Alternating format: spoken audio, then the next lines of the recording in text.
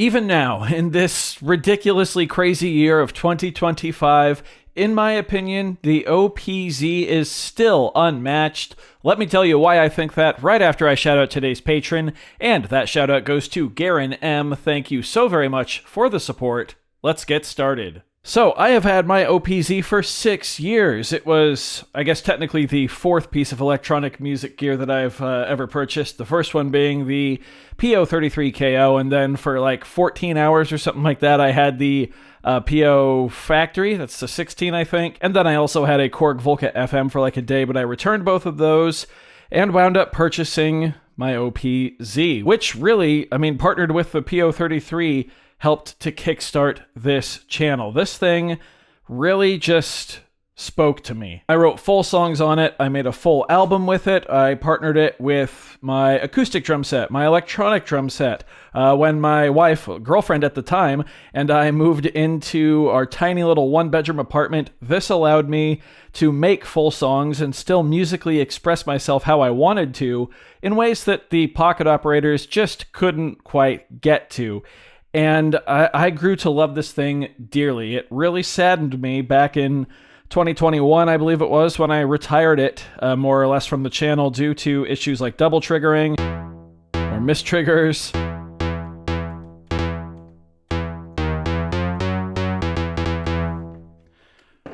This crazy bend, and then a year later I accidentally dropped it and broke the power rocker. Yeah, it really did sadden me to abandon this thing. And I immediately started searching for a replacement. Originally, I went with the circuit tracks, and that didn't cut it at all. Then I tried switching to like the model cycles, and that was okay.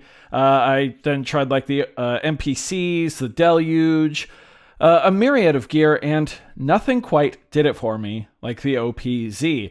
And I'm finding now, in 2025, looking back on this thing, that's still pretty much the case. Obviously, I'm aware that the OPXY has been released, but that is a $2,200 and at best $1,700 piece of gear, and I just really don't want to spend that to replace a device that's not even really a proper replacement.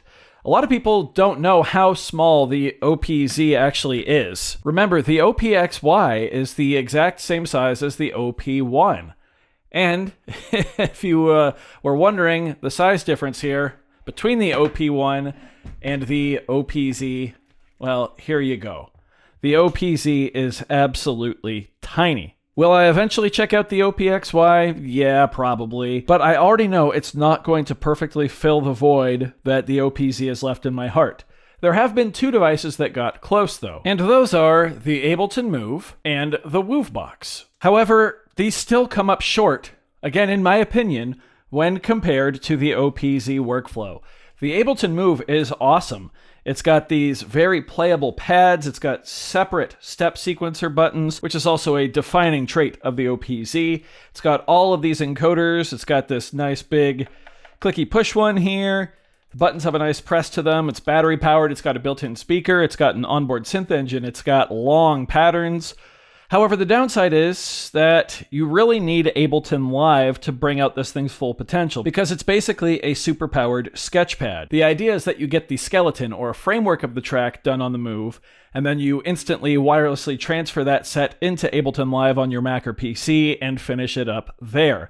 It's a great workflow, I absolutely love it, but when you remove Ableton Live from the equation, this becomes just a so-so groovebox, in my opinion. The Groovebox is a fantastic piece of gear. I absolutely love it. However, it's a sequencer-based workflow, and as someone who really prefers to live play things in, it just doesn't cut it when compared to the 2-octave keyboard here on the OPZ and the full 16-step sequencer buttons being separate from that keyboard. When looking at the specs of the OPZ, it's pretty crazy. You get 4 tracks for drums, a kick drum, snare drum, hat, and auxiliary percussion track. However, they can really be whatever you want. These are sample tracks, and you can load your own samples in. You've got settings for playback style, gate, no gate, legato, there's glide and portamento on your synths. Just pick a sound and go ahead and start sequencing it.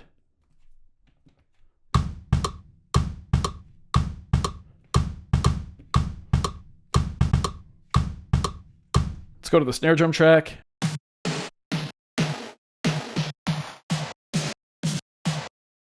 It's got effect sends with delays and reverbs.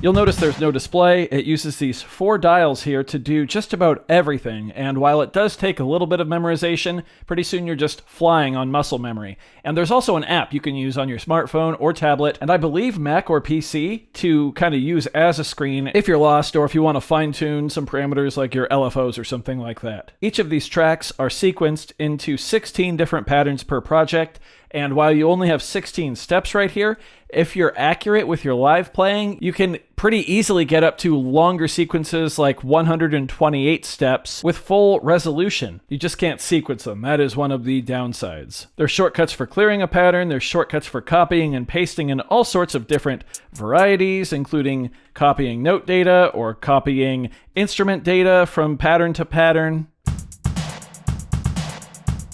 It's got parameter locks in real time.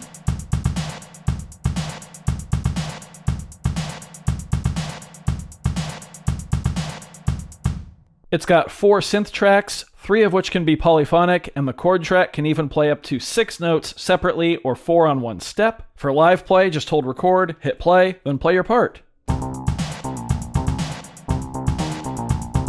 You can quantize by holding the track button, turning the yellow knob.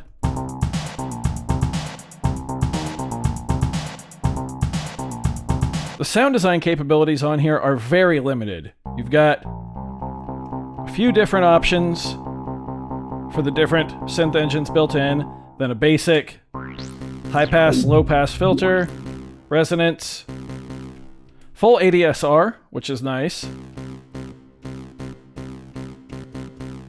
You've got an LFO that can be sent to many destinations, and then you've got a page with your effect sends, your panning, and your volume. That's pretty much it for sound design, which works well for me. I'm not exactly a sound design guy. I'm more of a composer. I can go ahead and set my measure length here to 4 bars long, and now try to live play something in and see if I nail it.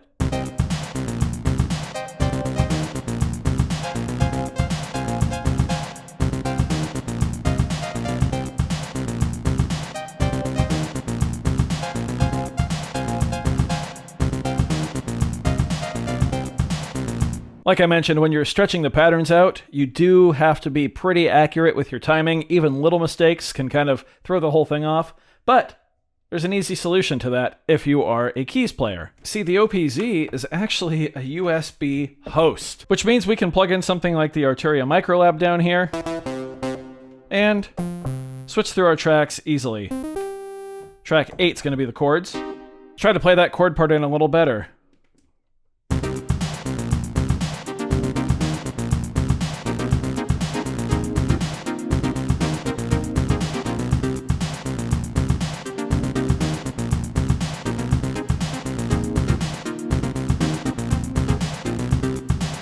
There we go.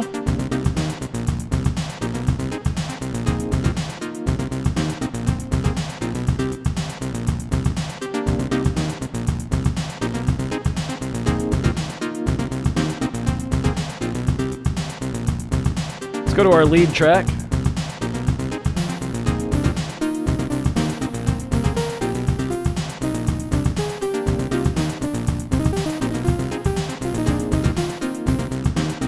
Also, I should mention, I am not a keys player. I just mess around. I'm sure you could probably tell because of my two-handed technique. All right, we'll go to the lead track here. I'm going to set this to monophonic.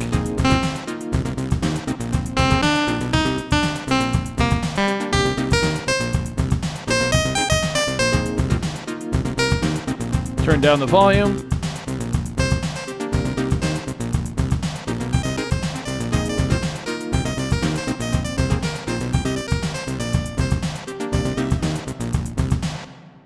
It also works with pitch bend, which is cool. Let's copy our pattern into slot 2.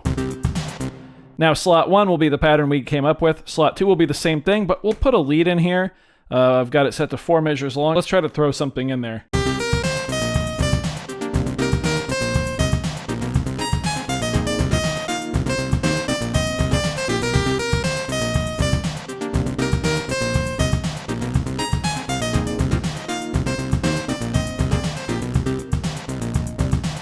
change the sound.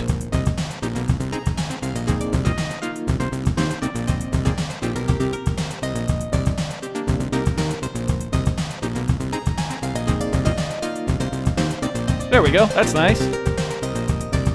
There's an arpeggiator track, which is on track 7. With a bunch of different follow modes and ways for that to work. I've got this kind of chuggy guitar sample here. That's fun. Let's go to the last page, turn it down a bit. Give it some reverb, up an octave. Yeah, why not? Here, the LFO page determines things like our rate, like the octave skip, the direction. Oh, that's super cool. Let's do it.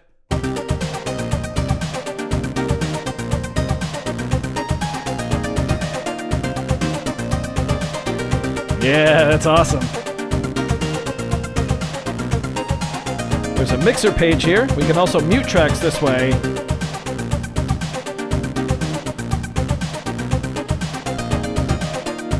Keep in mind, this is all just one pattern. I've got 15 more to play with in this project, and we've got 10 projects total. And then on top of that, we've got things like step components, which are basically per step triggers that are sort of like the electron parameter locks, where they tell it things like, hey, on this step only, you're going to go up a step. On this step, you're going to stretch it out. On this step, you're going to do this action, but only if this other action happened. You can get really in depth with it. There's also punch-in effects, which I can demonstrate right now because they're pretty freaking cool.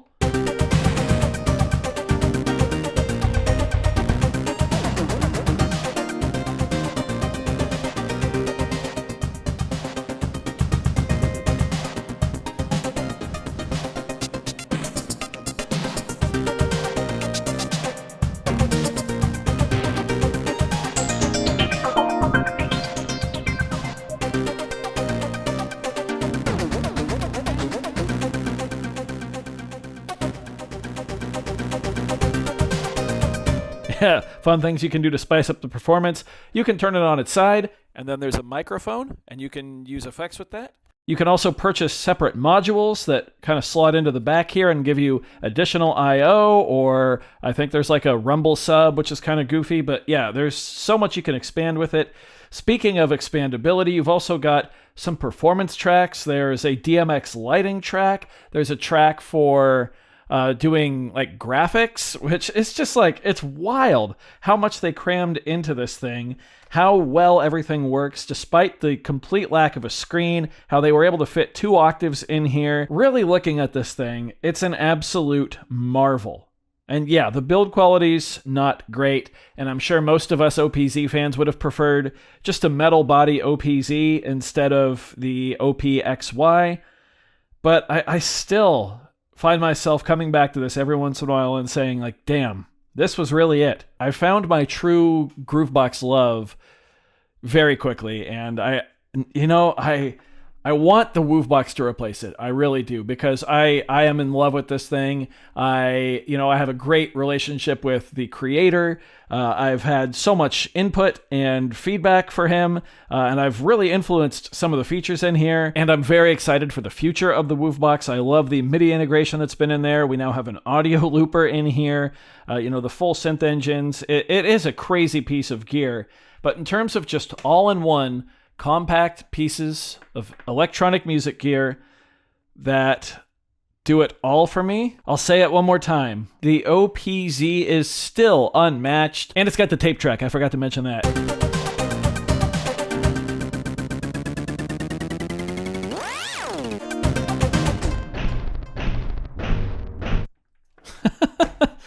Yeah, I do hope you found this video informative or at least entertaining. If you did, be sure to leave a like on it. If not, you can always leave a dislike. That's okay too. Doesn't hurt my feelings, just makes me try that much harder next time. Either way, be sure to hit that subscribe button, ring that notification bell. Thank you all so very much for being here. Thanks for watching. Really quick, I forgot to mention it, but yes, I have tried all the fixes for the double triggering and stuff. It just doesn't work for me.